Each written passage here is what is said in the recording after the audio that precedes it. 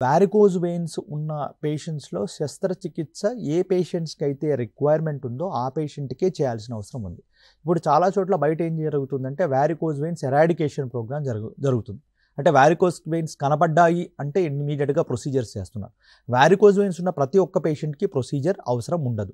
ఏ పేషెంట్‌లో అయితే varicose veins వల్ల ఎక్కువ ఇబ్బందులు పడుతున్నాయో, అంటే కాళ్ళు లాగడం, గుంజడం, బరువు ఎక్కడం ఎక్కువగా ఉందో, కాల్లో కలర్ చేంజెస్ వచ్చి గాయాలు వచ్చే అవకాశాలు ఎక్కువగా ఉన్నాయో, లేదా గాయాలయ్యి మానకుండా కాళ్ళు షేపు పాడవుతుందో, అలాంటి పేషెంట్స్‌లో మటుకే మనం వారికోజ్ వెయిన్స్‌కి ప్రొసీజర్ సజెస్ట్ చేయడం జరుగుతుంది.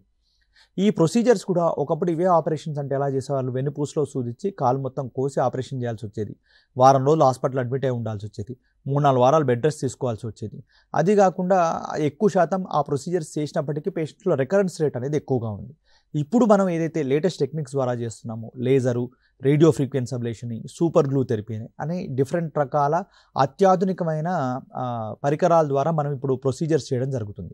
అది యూజువల్‌గా డే కేర్ ప్రొసీజర్స్. ఎలాగైతే పేషెంట్ హాస్పిటల్‌కి నడుచుకుంటూ వస్తారో ప్రొసీజర్ తర్వాత వారంతా వారే నడుచుకుంటూ ఇంటికెళ్ళిపోవచ్చు. ఇంటికెళ్ళేటప్పుడు వాళ్ళని అంబులెన్స్‌లో తీసుకెళ్ళాలి. ఇంటికెళ్ళిన తర్వాత వాళ్ళు ఏం పని చేయకుండా బెడ్ రెస్ట్ తీసుకోవాలి, అలాంటిది ఏమీ లేదు.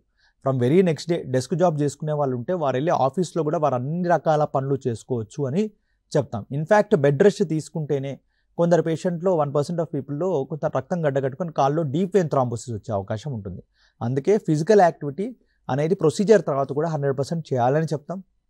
కాకపోతే ఈ వారికోజ్ వెయిన్స్ ప్రొసీజర్స్ ఎవరికైతే రిక్వైర్మెంట్ ఉన్నాయో వాళ్ళలోనే ప్రొసీజర్స్ చేయాలి.